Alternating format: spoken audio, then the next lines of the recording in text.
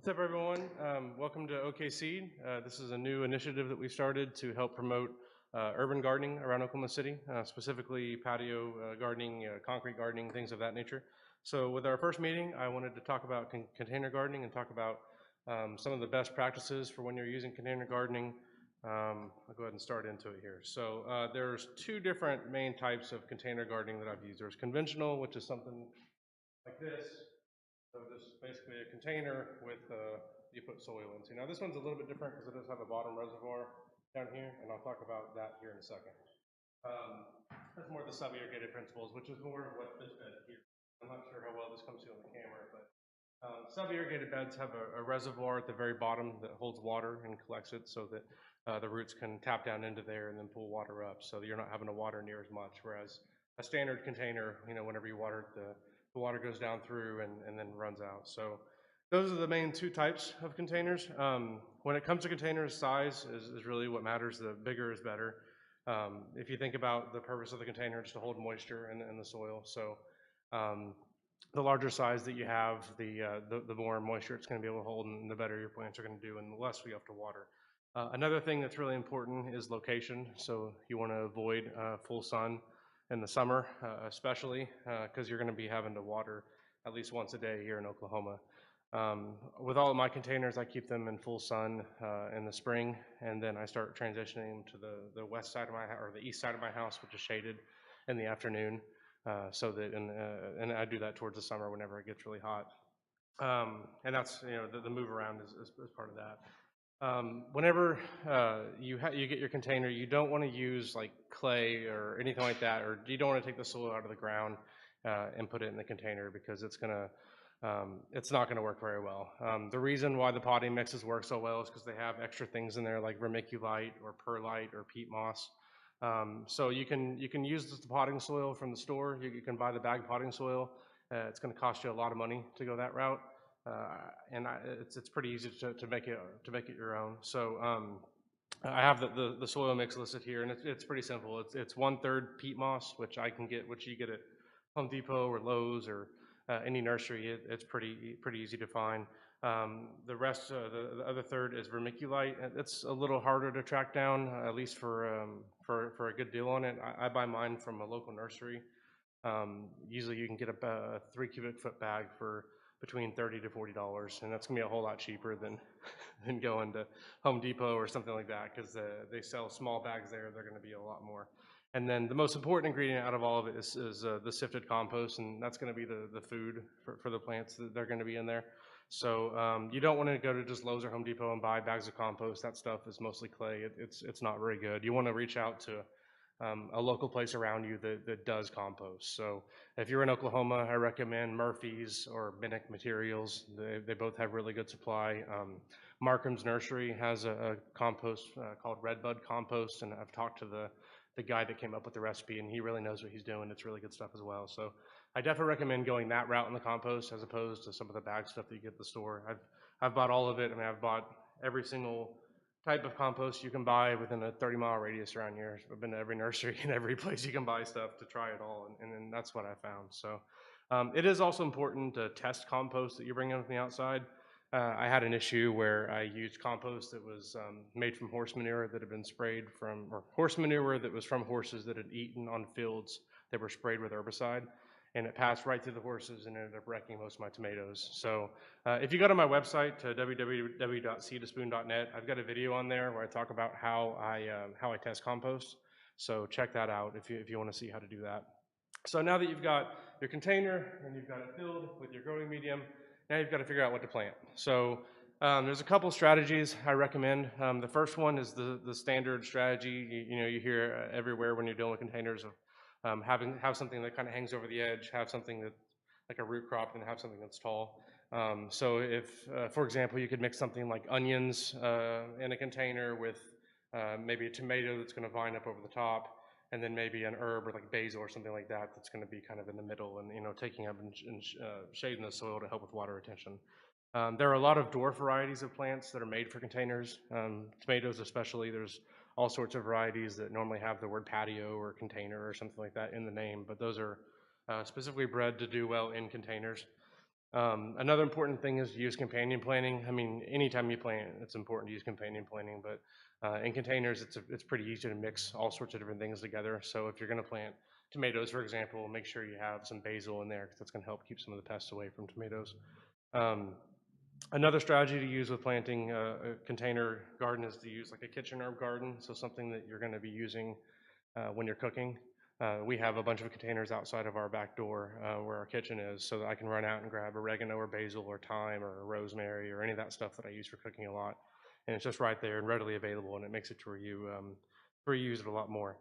And lastly, it's important to feed it every 2 weeks. Plants that are in the ground are able to pull nutrients from just from the ground that kind of wash in, but that ecosystem doesn't exist in a container, so you're responsible for the fertilization yourself. So the only fertilizer I use is fish fertilizer. You're going to get plenty of potassium and you're going to put plenty of P and K from the compost, but the nitrogen is what you're going to need more of. So the best source I found of nitrogen is the fish fertilizer, and it's just liquefied fish remains essentially that you put in a can and mix it with water and then pour on your plants.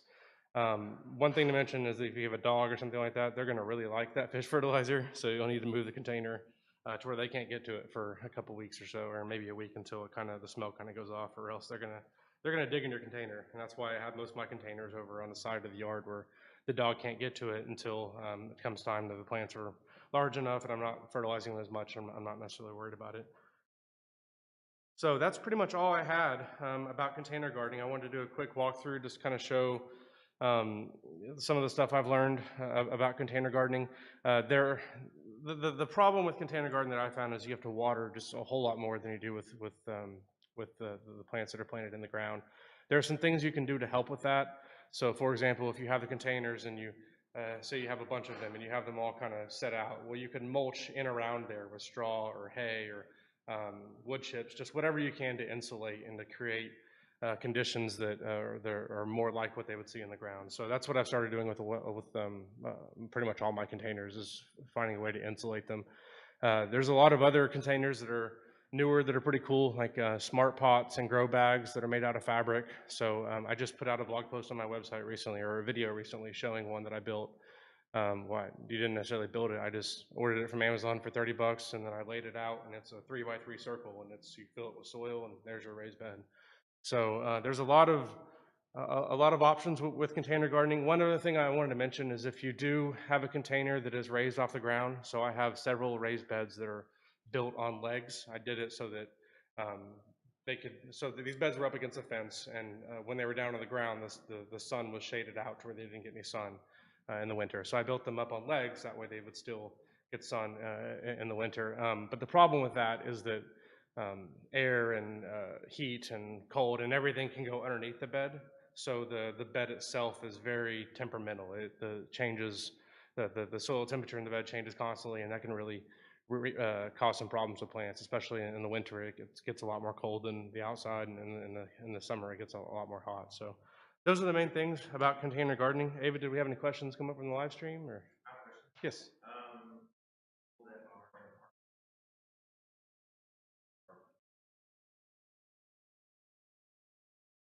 Yeah, so the question was, if you're in an apartment and you don't have access to a yard or something like that, what can you do? And the biggest thing is really just what direction your apartment faces. If you're lucky and it faces the south, then you can pretty much do whatever you want.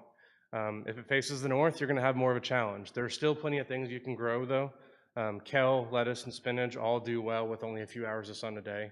And those are some of my favorite things to grow. I mean, I try and grow it pretty much year round. And there's even varieties of spinach that you can grow in the summer here. There's a variety from New Zealand that does really well here. So for your specific case, though, does your apartment face a specific direction or faces out? Okay, then you're in luck. Then you should be able to grow. I mean, you should have sun most of the time, and you'll be able to grow pretty much whatever you want. Mm-hmm. Okay.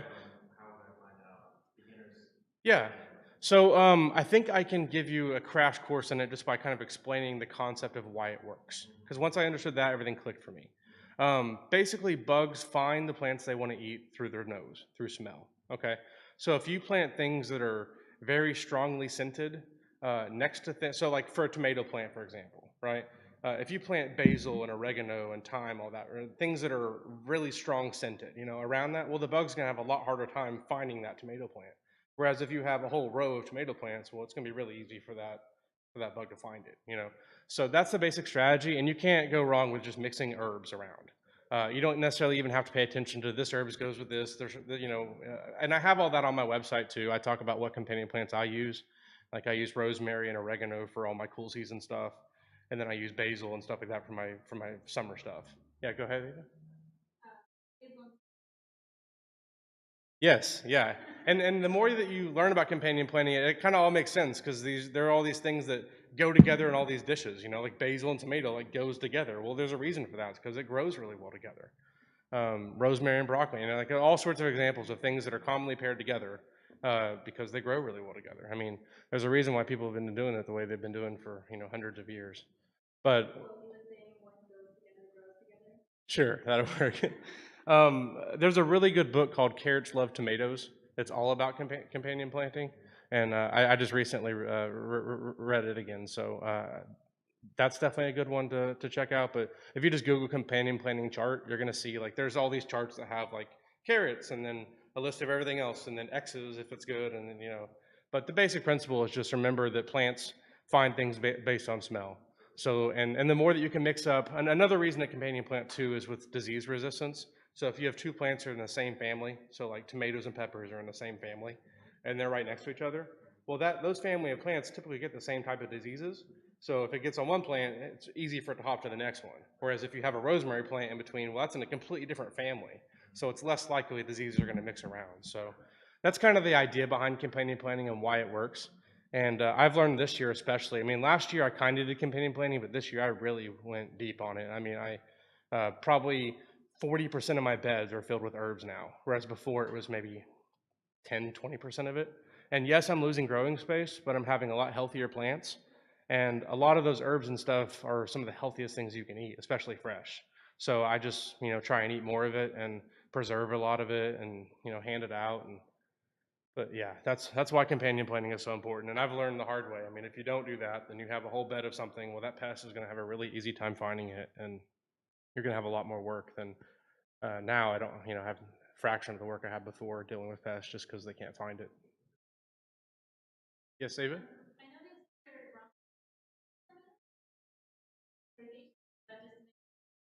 Yeah, so I'll talk a little bit about sub irrigated. So this is a sub irrigated bed.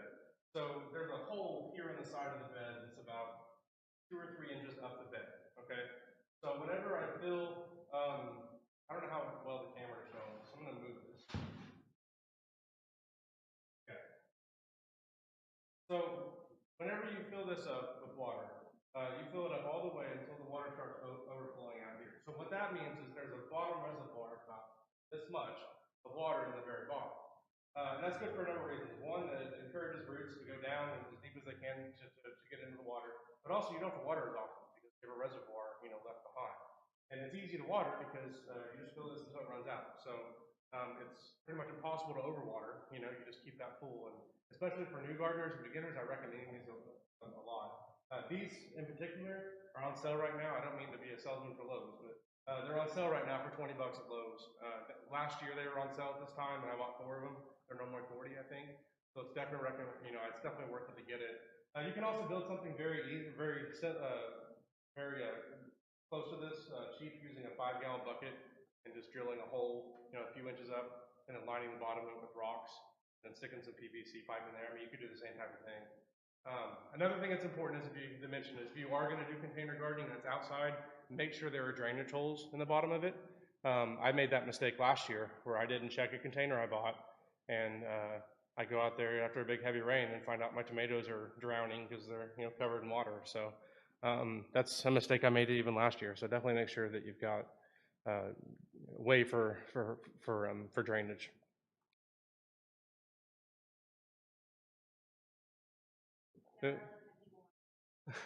Gotcha. All right, well, that is it for container gardening. So now we're going to get started with, we are actually building a sub-irrigated bed here. We found some pretty cool plans on the internet for a sub-irrigated bed that we think is going to work really well. So we'll probably shoot some video showing how we make that, and thanks for watching, everyone. Thanks for coming, guys.